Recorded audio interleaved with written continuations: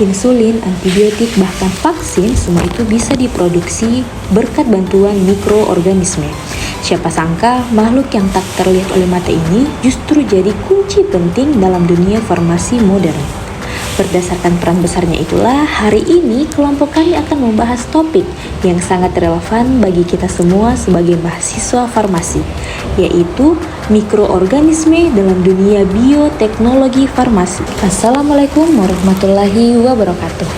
Terima kasih kami ucapkan kepada dosen pengampu mata kuliah Bioteknologi Farmasi, Bapak Abdul Wahid Sulaiman S.Farm, M.Farm APT, yang telah memberikan kesempatan kepada kami, kelompok 4, untuk mempresentasikan hasil kerja kelompok kami.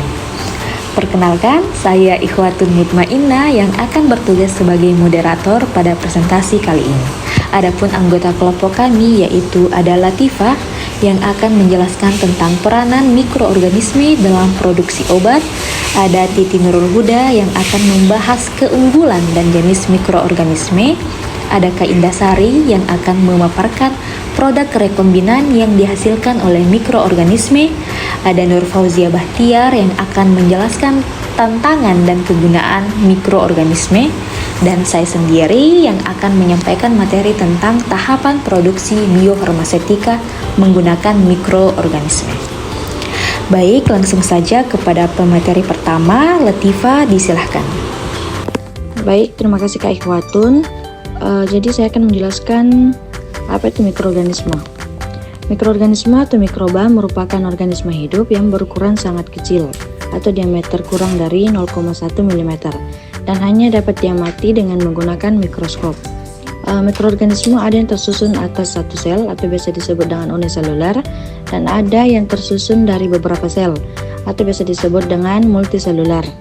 Organisme yang termasuk ke dalam golongan mikroorganisme adalah bakteri, archaea, fungi, protozoa, alga mikroskopis atau mikroalga, dan virus. Terus apa sih perannya dalam produksi obat? Mikroorganisme berperan dalam produksi obat. Yang pertama yaitu peran dalam produksi obat baru seperti antibiotik, vaksin, enzim, antibodi, probiotik, anti jamur, dan antivirus. Selain berperan dalam produksi obat baru, mikroorganisme juga dapat berperan sebagai pemberi kontaminan itu sendiri, sehingga perlu menjamin keamanan dan khasiat produk farmasi itu sendiri. Contohnya selama produksi obat kita harus mencegah dan mengendalikan kontaminan yang bisa saja terjadi selama proses produksi, penyimpanan, dan distribusinya. Nah, jadi apa sih keunggulan mikroorganisme dalam produk farmasi? Keunggulan mikroorganisme dalam produk farmasi yang pertama yaitu kemampuan produksi secara massal. Mikroorganisme dapat diproduksi dalam skala besar dengan biaya yang relatif rendah. Yang kedua, kemampuan menghasilkan senyawa kompleks. Mikroorganisme dapat menghasilkan senyawa kompleks yang sulit atau tidak mungkin dihasilkan melalui sintesis kimia. Yang ketiga, kemampuan modifikasi genetik. Mikroorganisme dapat dimodifikasi secara genetik untuk meningkatkan produksi senyawa yang diinginkan. Yang keempat, kemampuan menghasilkan produk yang konsisten. Mikroorganisme dapat menghasilkan produk yang konsisten dalam hal kualitas dan kuantitas. Yang kelima, biaya produksi yang rendah. Nah, hal ini sama dengan pada poin 1, di mana produksi yang menggunakan mikroorganisme dapat memiliki biaya yang lebih rendah dibandingkan dengan metode produksi lainnya. Yang keenam, kemampuan menghasilkan produk yang ramah lingkungan. Mikroorganisme dapat digunakan untuk menghasilkan produk yang ramah lingkungan dan berkelanjutan. Yang terakhir yaitu kemampuan menghasilkan senyawa bioaktif.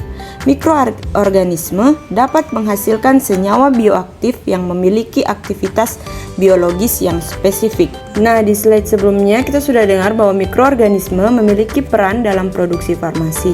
Berikut jenis mikroorganisme, tipe, dan produk yang dihasilkan. Pertama ada antibiotik. Seperti yang kita bisa lihat dari tabel di bawah ini, ada beberapa contoh mikroorganisme yang menghasilkan produk antibiotik yang dapat membunuh atau menghambat pertumbuhan mikroorganisme. Di antaranya ada jamur Penicillium notatum yang menghasilkan antibiotik penisilin, yang berguna untuk pengobatan infeksi bakteri gram positif. Kemudian ada bakteri Streptomyces griseus, dia menghasilkan antibiotik streptomycin, kegunaannya sebagai pengobatan pada TBC dan infeksi saluran kemih. Kemudian ada bakteri Streptomyces erythraeus, itu menghasilkan antibiotik erythromycin sebagai kegunaannya mengobati infeksi saluran pernapasan. Kemudian ada bakteri Bacillus subtilis menghasilkan antibiotik bacitracin untuk pengobatan infeksi kulit. Yang terakhir ada jamur Cephalosporin asremonium, dia menghasilkan antibiotik cephalosporin, dia dapat mengobati infeksi berbagai bakteri. Produk farmasi selanjutnya yang dapat dihasilkan oleh mikroorganisme adalah vaksin. Beberapa vaksin dibuat menggunakan mikroorganisme yang dilemahkan, dimatikan, atau komponen spesifiknya. Di antaranya yaitu mikroorganisme Salmonella typhi, jenis vaksinnya itu vaksin tifoid dan target penyakitnya adalah tifus dan jenisnya adalah bakteri. Mikroorganisme selanjutnya yaitu Mycobacterium bovis atau strain BCG, jenis vaksinnya yaitu vaksin BCG dan target penyakitnya itu tuberkulosis atau TBC dan jenisnya adalah bakteri. Selanjutnya itu Saccharomyces cerevisiae atau rekayasa genetika, jenis vaksinnya yaitu vaksin hepatitis B, target penyakitnya yaitu hepatitis B dan jenisnya fungi. Selain dari vaksin, produk farmasi selanjutnya itu ada hormon dan protein terapeutik, yaitu produk rekombinan yang dibuat dengan mikroorganisme rekayasa genetika. Contohnya yaitu yang pertama insulin rekombinan, di mana mikroorganisme penghasilnya yaitu Escherichia coli dengan Saccharomyces cerevisiae, di mana fungsinya untuk penderita diabetes.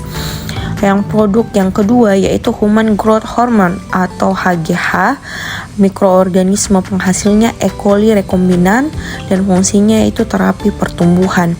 Yang selanjutnya yaitu interferon dan mikroorganisme penghasilnya itu E. coli.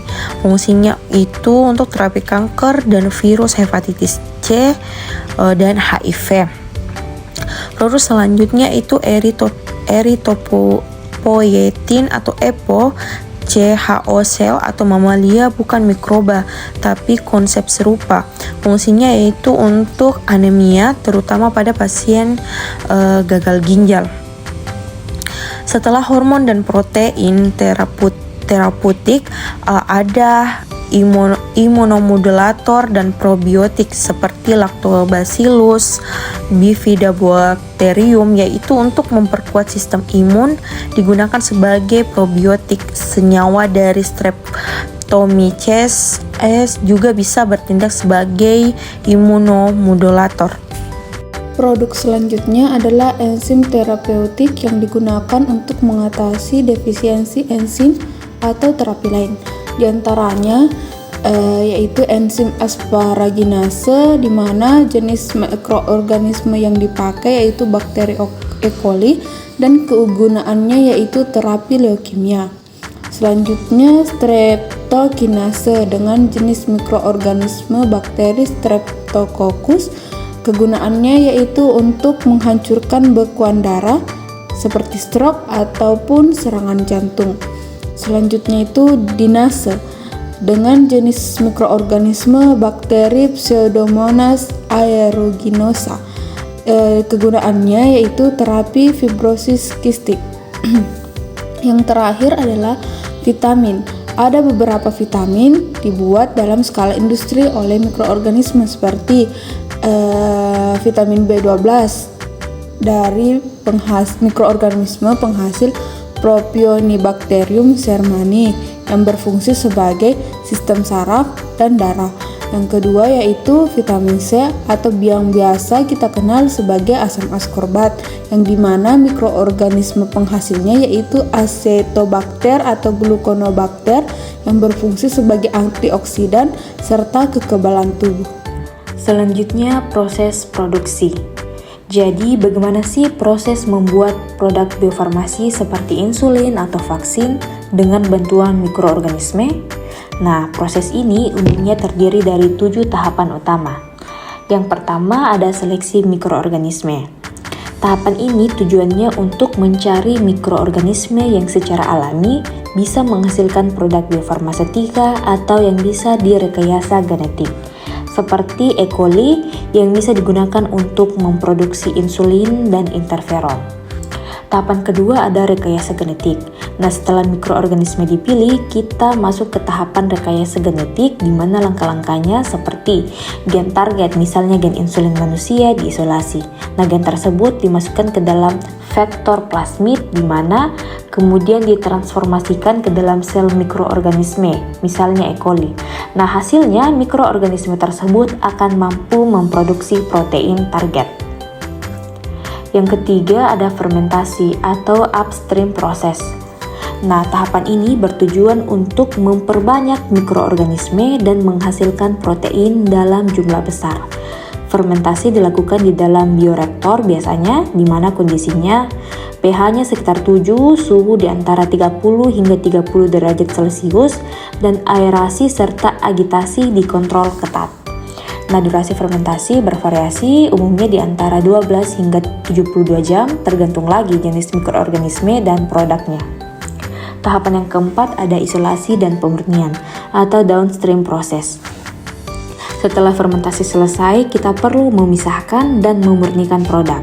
Nah, jika produk berada dalam sel atau intraseluler, maka sel akan dilisis, disentrifugasi, lalu protein target dipisahkan. Nah, jika produknya berada di luar sel atau ekstraseluler, maka dilakukan proses filtrasi dan kromatografi. Nah, metode pemurnian yang umum digunakan yaitu kromatografi afinitas, ultrafiltrasi, dan dialisis. Contohnya pada insulin, di mana proinsulin hasil fermentasi dimurnikan, difraksinasi, kemudian dikonversi menjadi insulin aktif, dan disaring ulang untuk mencapai kemurnian tinggi. Adapun tahapan selanjutnya yaitu karakterisasi dan uji kualitas, di mana produk biofarmasetika harus lolos berbagai uji kualitas seperti uji kemurnian untuk memastikan tidak ada kontaminan protein lain. Ada uji aktivitas biologis untuk memastikan protein atau antibodi yang diproduksi memiliki fungsi biologis sesuai yang diharapkan. Ada uji endotoksin yang sangat penting untuk memastikan tidak ada endotoksin dari bakteri yang bisa menyebabkan reaksi merugikan pada pasien. Ada juga uji stabilitas di mana untuk melihat apakah produk tetap efektif dan aman selama penyimpanan. Tahapan selanjutnya yaitu formulasi dan pengemasan. Nah, setelah lolos uji, produk farmasi diformulasi sesuai bentuk sediaan yang dibutuhkan, bisa dalam bentuk larutan, bubuk, atau lainnya. Setelah itu dikemas ke dalam vial atau ampul steril dan dilakukan sterilisasi akhir, bisa dengan filtrasi. Adapun tahapan yang terakhir yaitu penyimpanan dan distribusi. Nah, produk disimpan pada suhu umumnya sekitar 2 hingga 8 derajat Celcius agar stabil, dan didistribusinya menggunakan sistem cold chain. Perlunya juga dilakukan labeling yang harus memenuhi regulasi ketat dari badan pengawasan seperti BPOM atau FDA. Nah, itulah tadi 7 tahapan utama dalam proses produksi biofarmasetika menggunakan mikroorganisme, yang mana dimulai dari seleksi mikroorganisme hingga produk siap digunakan secara aman dan efektif. Baik, selanjutnya yaitu tantangan penggunaan mikroorganisme dalam produksi farmasi meliputi seperti resiko kontaminasi. Yang dinamakan resiko kontaminasi misalnya dalam proses fermentasi yang melibatkan mikroorganisme dapat sangat rentan terhadap kontaminasi faktor lain atau mikroorganisme lain. Yang kedua yaitu skalabilitas proses. Nah, skalabilitas proses ini seperti kondisi dan peralatan proses mungkin perlu dimodifikasi untuk menyesuaikan dengan skala produksi yang lebih besar. Yang ketiga yaitu regulasi farmasi yang ketat. Nah, maksud dari regulasi farmasi yang ketat ini, kepatuhan terhadap standar dan pedoman regulasi dapat memakan waktu dan memerlukan upaya khusus, serta industri farmasi diatur secara ketat oleh lembaga pengawas seperti FDI. Selanjutnya yaitu resistensi mikroba. Nah, maksud dari resistensi mikroba ini seperti penggunaan antibiotik secara berlebihan yang dapat memunculkan resistensi dan yang dapat mengancam efektivitas obat. Yang selanjutnya yaitu biaya dan efektivitas. Nah, maksud dari biaya dan efektivitas di sini yaitu efektivitas biaya yang dipertimbangkan dan dioptimalkan dalam melakukan proses produksi. Yang terakhir yaitu kesalahan manusia. Maksud kesalahan manusia yaitu adanya hal-hal kecil yang kurang diperhatikan dalam proses fermentasi mikroba ataupun efisiensi dalam produksi farmasi itu sendiri. Jadi yang terakhir yaitu data dan informasi. Nah, maksudnya yaitu data dan informasi yang akurat tentang mikroorganisme dan proses produksi sangat penting untuk memastikan keamanan dan kualitas produk farmasi. Kurangnya data atau informasi yang tidak tersedia dapat mengakibatkan waktu yang lebih lama dan membatasi fleksibilitas dalam pengobatan. Alhamdulillah, tibalah kita di penghujung persentase. Semoga apa yang disampaikan bisa bermanfaat dan menambah pengetahuan untuk kita semua. Terima kasih kepada teman-teman yang sudah menyimaknya dengan baik. Izinkan kami dari kelompok 4 menutupnya dengan pantun. Buah mangga dipetik pagi, dibawa pulang dalam keranjang. Terima kasih atas perhatiannya tadi. Semoga ilmu ini jadi bekal yang panjang. Wassalamualaikum warahmatullahi wabarakatuh.